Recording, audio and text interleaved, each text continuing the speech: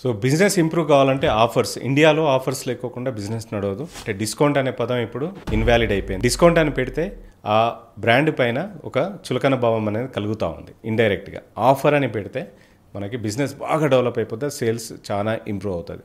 మీరు వినుంటారు KG sale, అంటే ఒక కేజీ చీరలు కొనుక్కొని వెళ్ళండి అని తక్కువ రేట్ అని.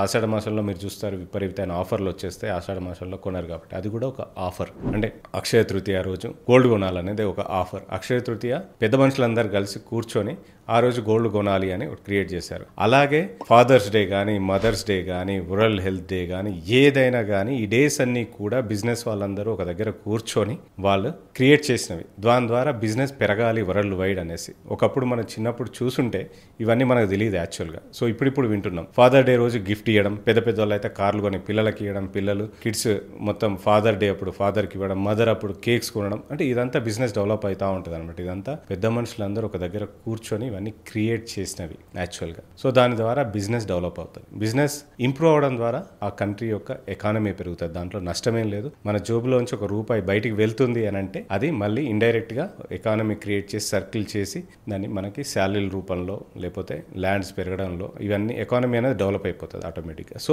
బిజినెస్లో ఆఫర్స్ అనేవి చాలా ఇంపార్టెంట్. ఇండియా కాదు, పెద్ద పెద్ద కంపెనీస్ కూడా ఆఫర్స్ క్రియేట్ చేస్తాయి. సో ఇప్పుడు నేను ఆఫర్లో ఒక 2 ఆఫర్స్ ఎలా క్రియేట్ చేయాలో చెప్తాను. సో మీరు ఎప్పుడైనా చూసుంటారు, ఒక షాప్కి వెళ్తే స్మాల్, మీడియం, బిగ్ అని ఉంటుంది. సో చాలామంది మీడియం సెలెక్ట్ చేసుకుంటారు. సో దానికి రీజన్ ఏంటంటే సైకలాజికల్గా స్మాల్ అయితే తక్కువ వస్తుంది, టాల్ అయితే ఎక్కువ వస్తుంది, మీడియం అయితే రీజనబుల్ ప్రైస్లో మనకు వచ్చేస్తుంది అనుకుంటారు. అంటే స్మాల్ ఒక 100 రూపాయలు ఉందనుకోండి, మీడియం 110 రూపీస్ ఉంటుంది, టాల్ వచ్చేసి 180 ఉంటుంది. సో మనకి స్మాల్ కన్నా ఇక్కడ ఎక్కువ వస్తుంది కాబట్టి మీడియం సెలెక్ట్ చేసుకుంటారు. అది సైకలాజికల్గా. చాలా మంది టాల్ సెలెక్ట్ చేసుకుంటారు, స్మాల్ సెలెక్ట్ చేసుకుంటారు. కానీ ఈ ఆఫర్ డిజైన్ చేసిన విధానం మీడియం ఎక్కువ పోవడానికి, అంటే తక్కువ క్వాంటిటీ ఎక్కువ రేటు ప్లస్ ఎక్కువ మూమెంట్ బయటికి వెళ్ళిపోవడానికి మనకి ఆఫర్ అనేది క్రియేట్ చేశారు. సో ఇలాగే మీరు అమ్మే దాంట్లో ఇలాంటివి ఆఫర్లు ఏమైనా క్రియేట్ చేసి పెట్టడం ద్వారా కస్టమర్కి చాయిస్ ఇవ్వడం ద్వారా అక్కడ మనకి ఆ చాయిస్ కస్టమర్ అతను తెలియకుండానే కొనుక్కుంటారు. దానివల్ల కస్టమర్ బెనిఫిట్ అవుతాడు, అలాగే బిజినెస్ ఓనర్ కూడా బెనిఫిట్ అవుతారు. సో సేల్స్ ముఖ్య ఉద్దేశం, బిజినెస్ ముఖ్య ఉద్దేశం ప్రొడక్ట్స్ని తొందరగా బయటికి పంపించేయడం. ప్రొడక్ట్స్ ఎంత స్టోరేజ్ చేసి మీరు అంత పెట్టుకుంటే అంత లాస్. గెట్ అవుట్ అని ప్రొడక్ట్స్ని మొత్తం అమ్మేసేసేయాలి. ఆషాఢ మాసంలో పోరు కాబట్టి కేజీ సేల్స్ పెట్టేసి పాత స్టాక్ అంతా తీసేసి ఆఫర్లో పెడతారు.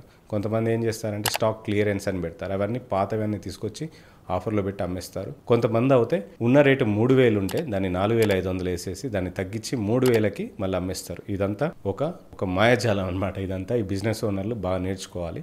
సో బిజినెస్ చేసే వాళ్ళు కూడా ఇలాంటి ఆఫర్లు చూస్తే వాళ్ళకి అర్థమైపోతుంది, నాలాంటి వాళ్ళకి కూడా అర్థమైపోతుంది. కాకపోతే మనకు అవసరం ఉంటే అది కొనేసుకుంటాం.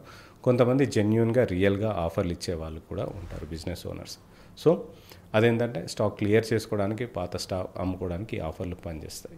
ఇంకో ఫార్ములా వచ్చేసి మనకి ఒక వస్తువు చాలా స్పీడ్ మూమెంట్ ఉంది అంటే ఒక క్లాత్ షాప్ ఉందనుకోండి, రెడీమేడ్ క్లాత్, అందులో టీ షర్ట్ కానీ షర్ట్ కానీ చాలా స్పీడ్ మూమెంట్ ఉంది. ఇంకొకటి పర్స్ ఎవరు కొనట్లేదు, స్లో మూమెంట్ ఉంది. తర్వాత బెల్ట్, దాని తర్వాత మనకి ట్రౌజర్, ప్యాంట్. సో వాళ్ళు ఏం చేస్తారంటే ఇలాంటప్పుడు ఒక ఆఫర్ క్రియేట్ చేసేస్తారు. ఒక షర్ట్ 100 రూపాయలు, పర్స్ 10 రూపాయలు, అండ్ ప్యాంట్ 100 రూపాయలు, అండ్ బెల్ట్ 100 రూపాయలు అనుకోండి, దాదాపు 310 రూపాయలు. సో దీన్ని ఒక ఆఫర్గా క్రియేట్ చేసేస్తారు. అప్పుడు ఏం చేస్తారంటే పర్సు మూమెంట్ తొందరగా వెళ్ళిపోవాలి కాబట్టి పర్సుని 5 రూపాయలు చేసేసి, పాయింట్కి ఒక 10 రూపాయలు పెంచి, బెల్ట్కి ఒక 10 రూపాయలు తగ్గించేసి, ఓవరాల్గా ఈ 3 కొంటే మీకు 500 ప్రైస్ అని ఎగ్జాంపుల్గా 500 వేసేసి ఈ 3 కొంటే మీకు ఇప్పుడు 310 రూపాయలకు వచ్చేస్తుందని పెట్టేస్తారు. సో వీళ్ళు ఈ ఆఫర్ క్రియేట్ చేసే ముందు ఆ పర్స్ ప్రైస్ కొంచెం పెంచేసి, పాయింట్ ప్రైస్ కొంచెం పెంచేసి, మొత్తం కలిపి అదే ప్రైస్కి వచ్చేలాగా ప్లాన్ చేస్తారనమాట. దీని ద్వారా ఏమవుతుంది, కస్టమర్ అరే నాకు ఈ కోంబో ఆఫర్లో విడివిడిగా కొంటే ఈ రేట్ వస్తుంది, కోంబో ఆఫర్లో నాకు తక్కువ వచ్చేస్తుందని, ప్లస్ అన్నీ వచ్చేస్తున్నాయి నాకు అనేసి ఆ కోంబో ఆఫర్ సెలెక్ట్ చేసేసుకుంటారు. సో ఇదొక ఆఫర్ సిస్టమ్. సో మీరు నెక్స్ట్ టైం ఏదైనా షాప్కి వెళ్తే ఇలాంటివి చూస్తే అనుకోండి, అప్పుడు మీకు అర్థమవుతుంది ఆఫర్ ఎందుకు క్రియేట్ చేశారు అనేసి. సో డిస్కౌంట్ అనుకోకుండా ఇంకోటి, సో బై 1 get 1 అవి కూడా ఆఫర్స్ ఉంటాయి. దాంట్లో కూడా మనకి ఒకటి స్లో మూమెంట్ది పెడతారు, ఇంకోటి హై మూమెంట్ది పెడతారు.